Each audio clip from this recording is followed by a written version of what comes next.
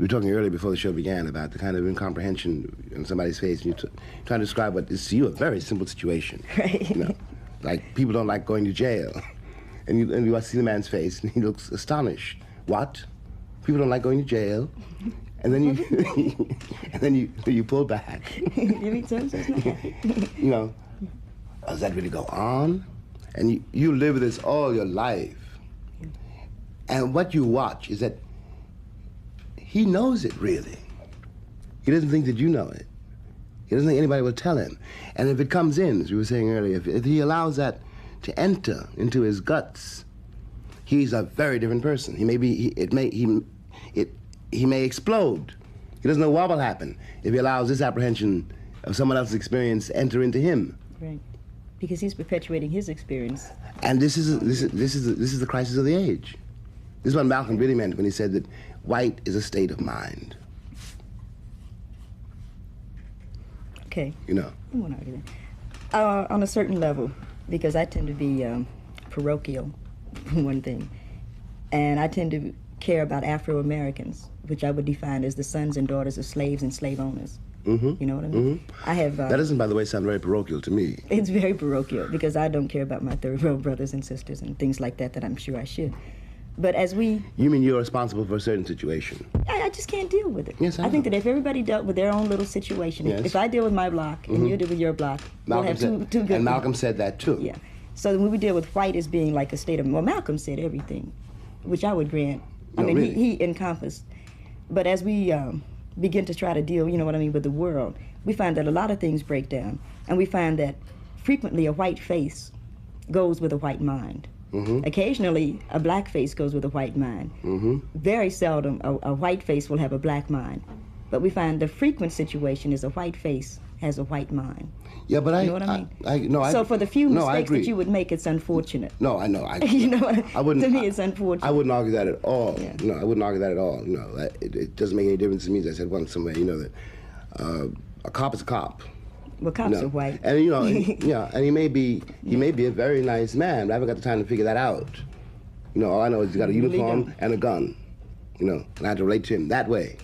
You know, really that's the only way to relate to him at all.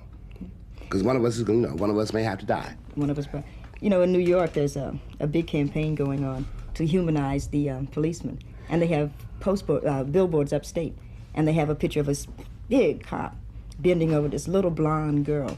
Mm-hmm. And the sign say, and some people call him Pig. Mm-hmm. And I wanted to buy a billboard. I told a friend of mine, I want to buy a billboard and show this big cop and this 14-year-old kid with 30 bullets in him and saying some people call him Peacemaker.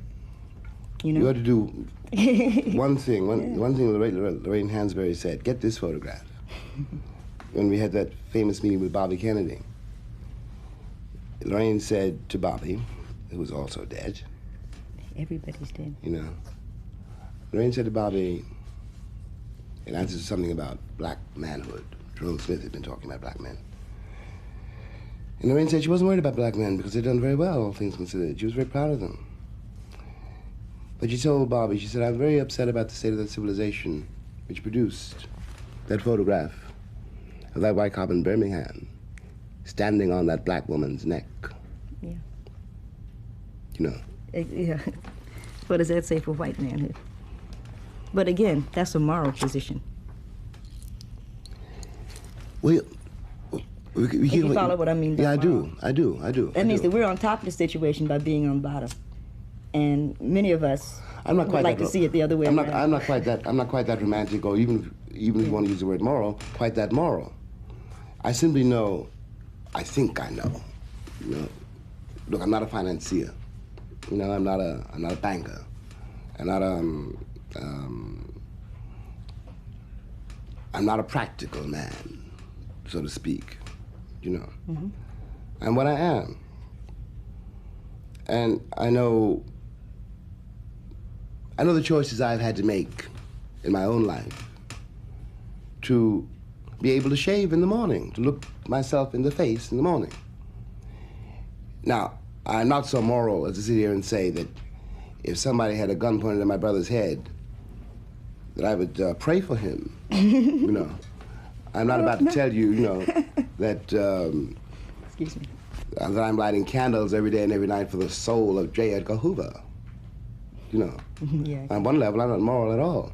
I don't care what happens to Hoover and all his tribe. At all. But I do care what happens to you. You know. And if I am moral, which I don't really think I am, but no, it's a word you keep bringing up. I can't find another word for Yeah, it. I know. But the relationship between morality and power is a very subtle one. You know, because power, ultimately, with no morality, is not any longer power. You cannot call Spain a powerful nation. You can't call Franco a powerful man. He's got a whole nation in jail. But that's not power. No, You know what I mean? exactly. You know, His game isn't running. precisely. Now, when our game starts running, and after all, baby, we have survived the roughest game in the history of the world. Yeah. You know, we really have. No matter what we say against ourselves, you know, no matter what our limits and hang-ups are, you know, we have come through something, you know. And if we can get this far, we can get further. You know, and we got this far by means which no one understands, including you and me. We're only beginning to apprehend it, and you're a poet precisely because you are beginning to apprehend it and put it into a form, you know, which will be useful for your kid and his kid, you know, and for the world. Because we're not obliged to accept the world's definitions. Just because white people say they're white, we're not obliged to believe it. You know, Like it's, just because the Pope says he's a Christian, we're not obliged to believe it. it would be crazy You know, if we did. we have to make our own definitions and begin to rule the world that way. Because kids, white and black, cannot use what they have been given. You know, And they're rejecting it. they're rejecting it. Nobody wants to become the president of Pan Am, or the governor of California, or Spiro to Agnew. The kids want to live.